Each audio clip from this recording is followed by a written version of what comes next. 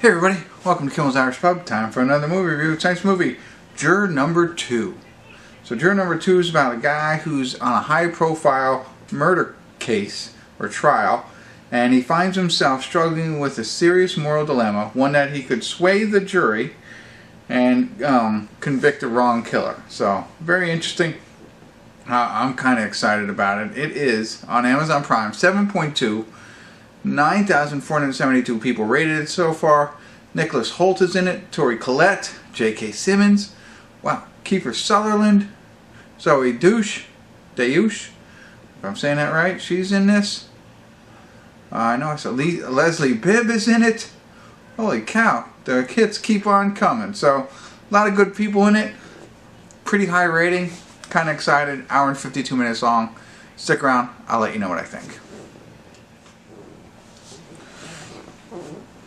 Hey everybody, we're at the credits of Juror number 2, and mixed emotions here. So what do we have? So let me tell you a little bit more about the plot. So we have Nicholas Hoult again, who is married to Zoe Deuce, and they're expecting a baby. He is Juror number 2, Nicholas Hoult.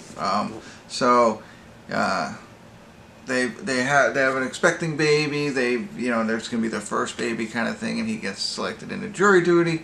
Toni Collette is the prosecuting attorney, and she's part of the DA's office and running to become district attorney. J.K. Simmons is another juror on the panel, and who else we got? We got, what's her name? Who I thought played a surprising role for me. Leslie Bibb, as I mentioned, she was in this. And she was like the jury leader. I forget what she's called. But I had expected her to be different. Like she's normally got a little edge to her. Not so much in this. So anyway, we got that, right? And so they're selected for a jury of a trial where a girl is supposedly murdered, right? And they're blaming her boyfriend on the murder. And so that's what it's all about. They're going to see, is he really guilty or not? And that's as much as I can tell you, I think, without getting into too much. Kiefer Sutherland is just a small cameo. And the biggest thing I forgot to tell you was Clint Eastwood was the director on all this. I say I'm going to do all this stuff and then I completely forget and botch it all. But yeah, he was the director. Jonathan A. Abrams was a writer. Okay, so how to share this?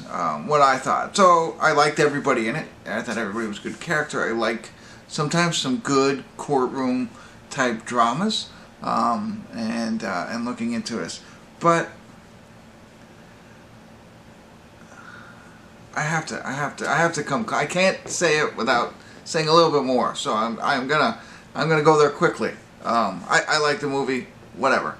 I have to say, spoiler alert, spoiler alert, spoiler alert. I'm not going to ruin the ending of the movie, but I want to tell you a little bit more openly and without ruining the element of surprise. Because I think that's why we watch a lot of them. So I can't stumble over my words. I gotta be open. And I want to say this about the film. I felt it was good, but it was so, I don't know, not matter of fact, but out there in the open. I was expecting more at the end, and I didn't get it. So that's why the mixed emotions, right?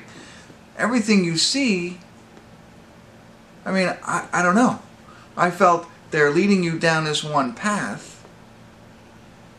The end. And I'm going to have to talk about it, right? So it's all about, I'll talk a little bit more, see if I can help you out without, I don't want to spoil the ending, but the jury, right, come in, and I guess there's 12 jurors. I don't know if there's always 12, but 11 of them are guilty, and Nicholas Hoult is like, I think we need to think about it a little bit more, right? And so he drags on this deliberation for a long period of time.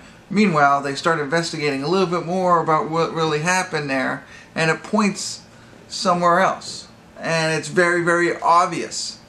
At least I thought from the minute J.K. Simmons had the papers. I was like, oh.